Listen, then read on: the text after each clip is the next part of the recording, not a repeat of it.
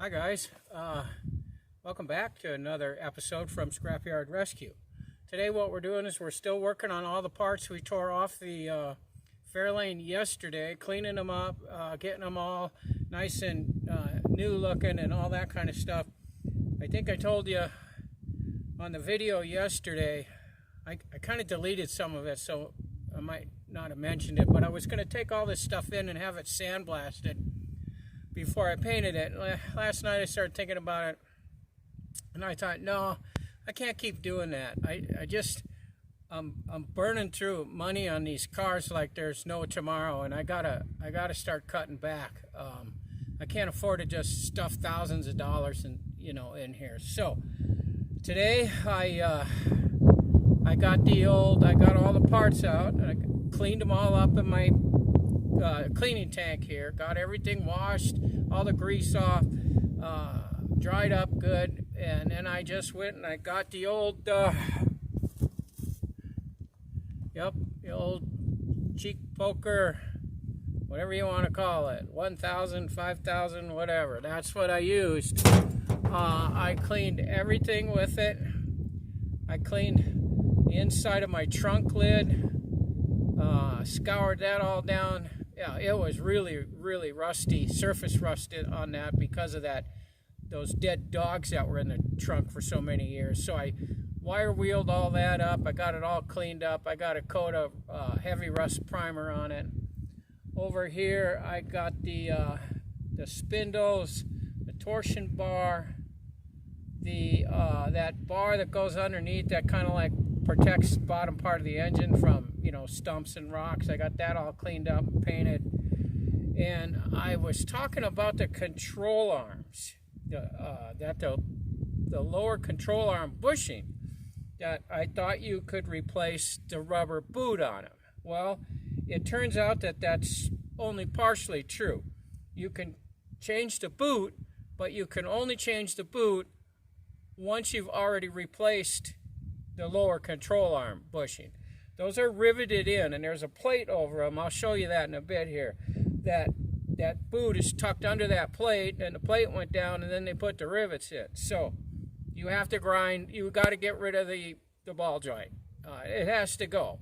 And once you buy a new one, they bolt in. So later on, if you crack the boot or something, you could just unbolt it, take the little cover off, put a new boot on, slip it on, you're good to go. Unfortunately, I had to grind them off. So I'm going to show you that. And there's a trick to that too. I don't know if you guys have done that, but I'll show you that. So that's what I'm going to do. I'm going to do a little quick go around and show you what I'm working on, and then we'll just go kind of from that. Okay, here's the trunk lid. You can see I cleaned that up. It cleaned up pretty easy. It was just surface rust that was on it, so it wasn't bad. So I got that all done. It's all, like I said, I got a coat of the heavy rust primer. I'm not going to paint that for a while because it'll just get scuffed up. I'll paint it right before I put it back on the, car and stuff. So, and then over here, this is the stuff I was telling you about. I cleaned wire wheeled all this stuff up. That's that bar. I got that painted. Those are the little clips that hold the torsion bar on. There's the torsion bar there. Painted up. The spindles there. All cleaned up good. I washed everything in my tank and then wire wheeled it all.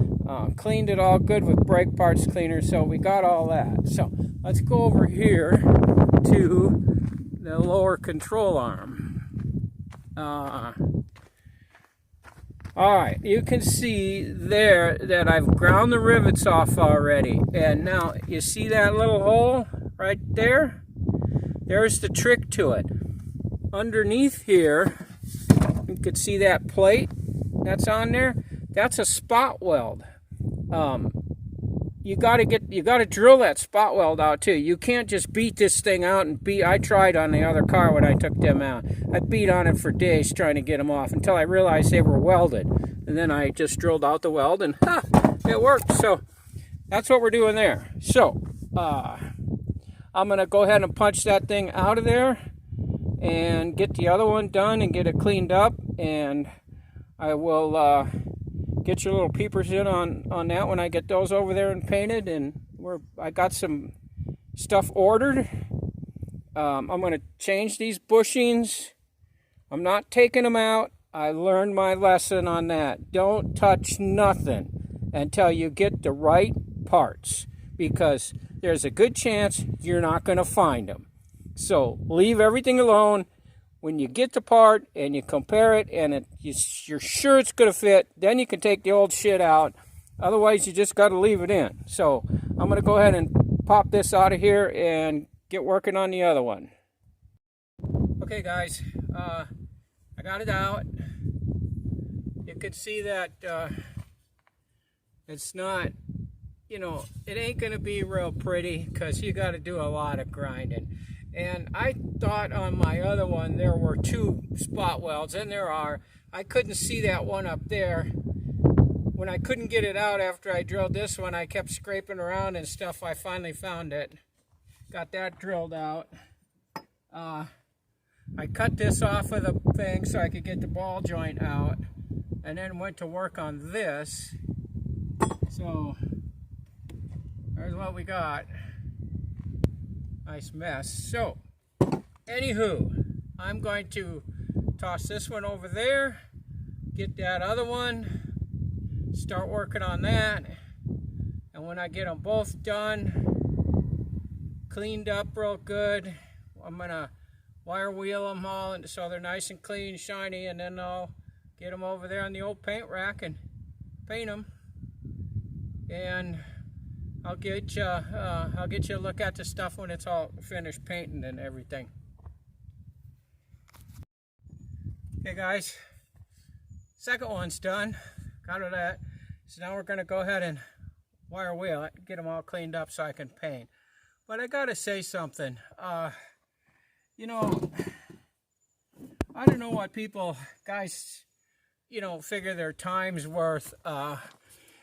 When they're working on stuff, if it's your own vehicle, do you consider your labor, the work you put into it, or do you just figure it's a hobby and it's fun and you don't care? What's happened? What I'm talking about is to try to get these off of here, to grind that stuff off, get those plates, those spot welds drilled out of there.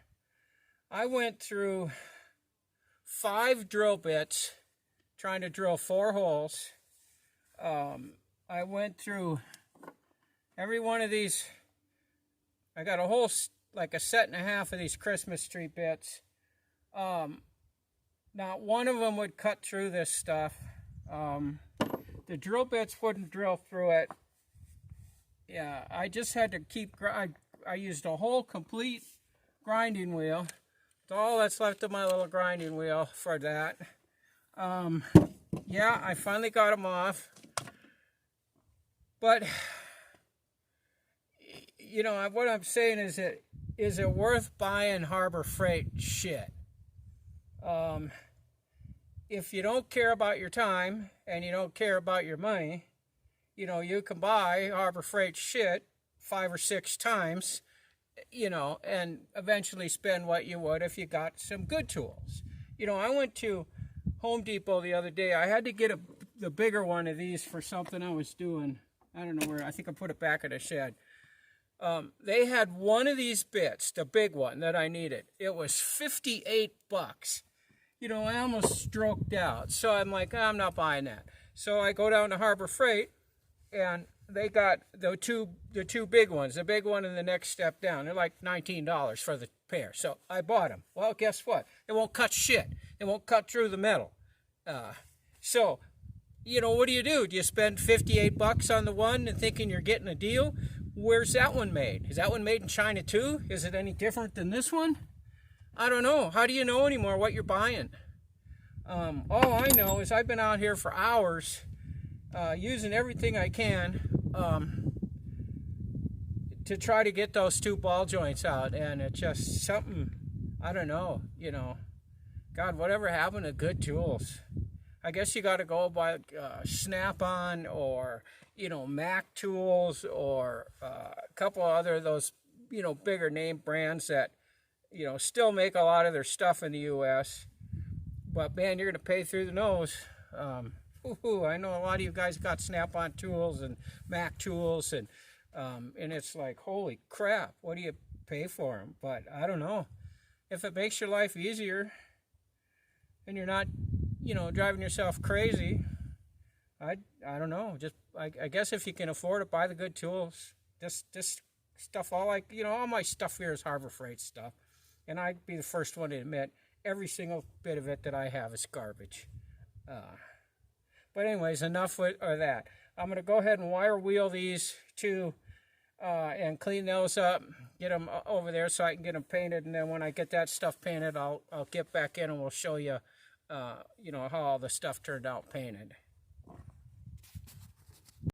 All right, well, here they are, all wire wheeled and got a coat of paint on them. The spindles are probably done. As soon as they're all dry, I can put them away. Torsion bar's done. It's got 2-3 coats of paint on it. That'll be good.